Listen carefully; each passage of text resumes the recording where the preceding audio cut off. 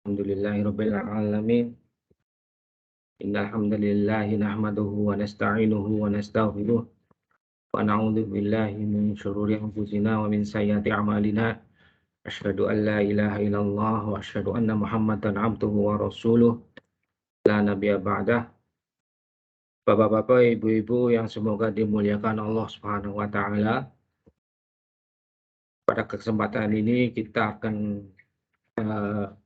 mengkaji tentang suatu ilmu yang jarang sekali dibahas, ilmu yang jarang diketahui oleh kalangan umat muslim, ilmu yang sering dilanggar oleh umat muslim.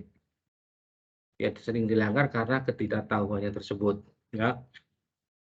Sebaiknya kita sebagai seorang muslim itu kita harus berilmu sebelum beramal, gitu ya. Jadi apapun yang kita lakukan itu kita harus mempunyai ilmunya dulu. Karena ibadah kita diterima oleh Allah Subhanahu wa taala jika kita mengikuti dua prinsip. Yang pertama prinsipnya adalah kita mengikuti apa yang dicontohkan oleh Rasulullah Shallallahu Alaihi Wasallam. Kemudian yang kedua, syaratnya harus dilakukan dengan ikhlas, ya. Harus kedua-duanya. Ada yang orang beramal dengan ikhlas, tetapi dia tidak mengikuti perintah Rasulullah Shallallahu Alaihi Wasallam.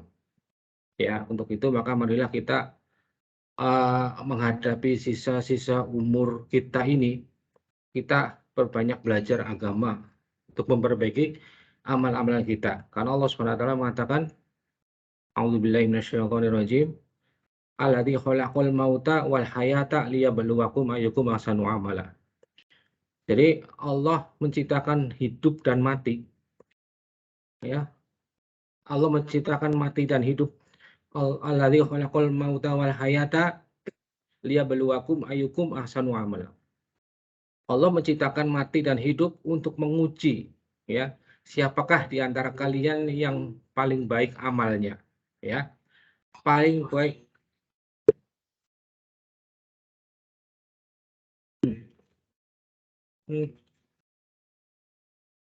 Jadi untuk menjadikan kita amalnya baik itu tentu kita punya ilmu, ya. Ada orang yang beramal banyak sekali, tetapi amalnya tidak diterima oleh Allah Subhanahu wa taala karena apa? Mereka tidak punya ilmu. Contohnya sholat ini, berwudu, ya. Berwudu itu harus sesuai dengan syariat yang Rasulullah SAW contohkan. Misalnya, berwudu itu kita harus mencuci mata kaki, harus kena air semua, ya. Dalam keadaan normal, ya, tentunya, ya, bukan dalam keadaan sakit atau yang memang yang tidak memungkinkan adanya air dengan tayamum, ya. Dalam keadaan normal, misalnya kita berwudu harus mencuci mata kakinya harus kena air semua, karena mata kaki yang tidak terkena air itu adalah, kata Rasulullah SAW, itu kena api neraka. Untuk itu maka marilah kita belajar bagaimana berwudu yang baik, bagaimana sholat yang baik. Karena sering kita lihat, ya, seorang dewasa sholatnya tidak sesuai dengan syariat.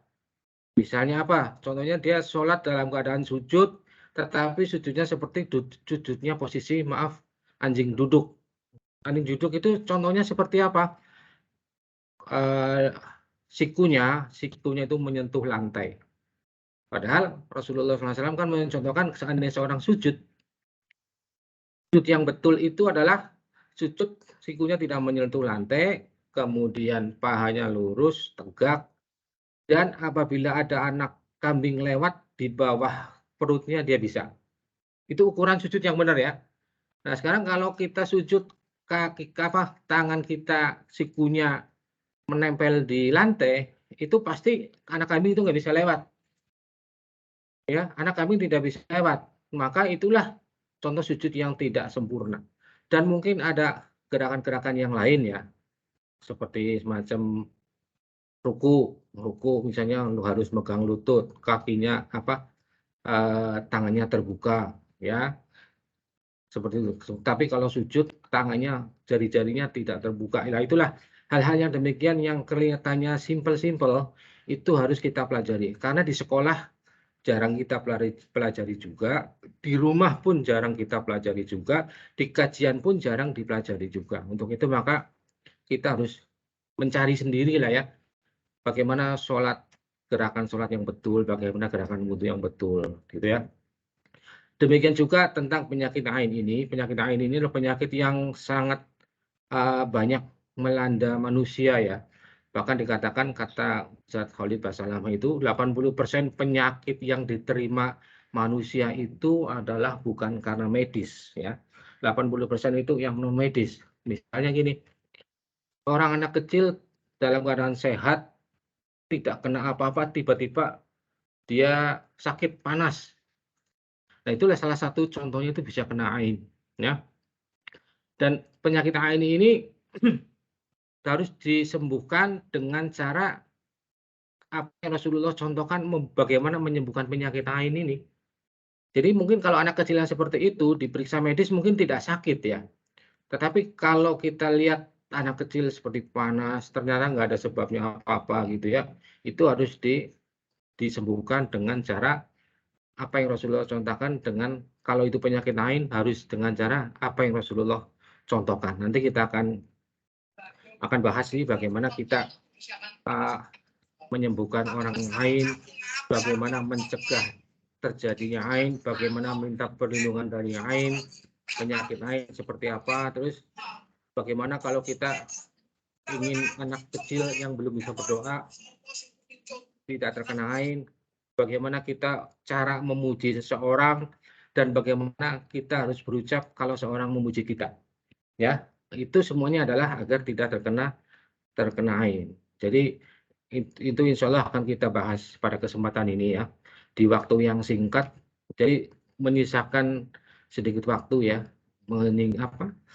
meluangkan waktu kita lah sebagai persiapan kita menghadapi akhirat ya. Kita kan nggak tahu nih umur kita itu sampai kapan. Apakah nanti sampai zuhur atau sampai maghrib atau sampai kapan. Jadi meninggal itu tidak harus tua dulu ya. Ya, kalau saya sekarang umur di atas 50 tahun, belum tentu para jamaah nanti umurnya sampai segitu loh ya. Hati-hati loh ya. Mungkin ada yang 25 tahun meninggal, ada yang 24 tahun, 30 tahun ya. Ada yang tiba-tiba saya tadi pagi berangkat dari rumah ke kantor ya. Kira-kira jarak 200 meter dari rumah itu ada kecelakaan. Anak sekolah nabrak tiang listrik. Karena apa?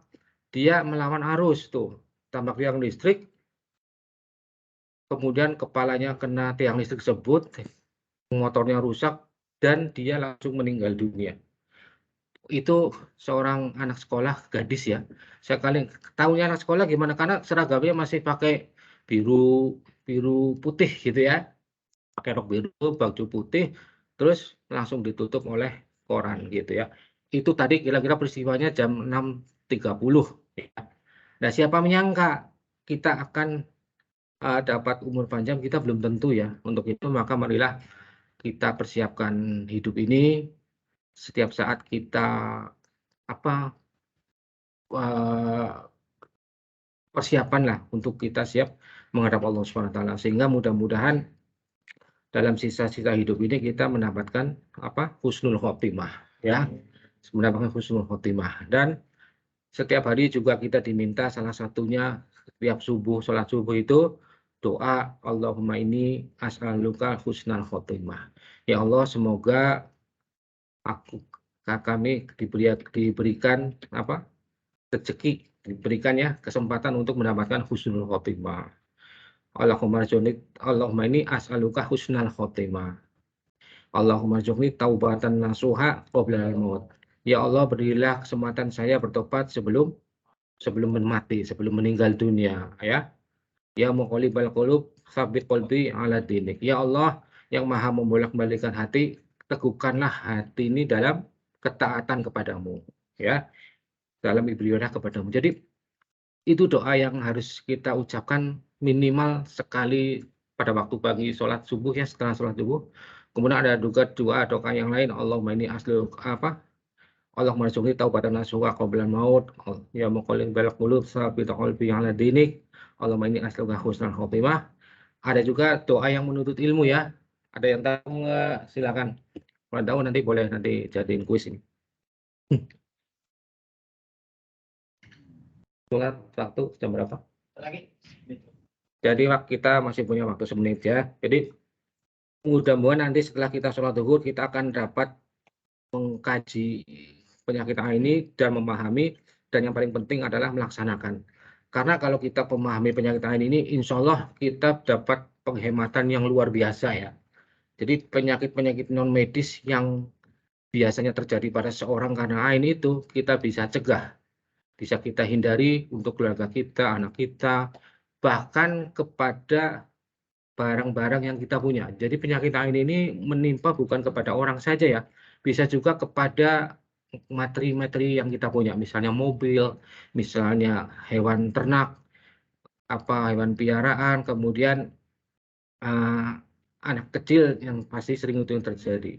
Ya, untuk itu maka marilah kita nanti mudah-mudahan Allah SWT berikan kepahaman kita untuk memahami dan mengamalkan ini. Insya Allah kita lanjut nanti setelah kita sholat zuhur. Billahi taufiq wal hidayah. Assalamualaikum warahmatullahi wabarakatuh.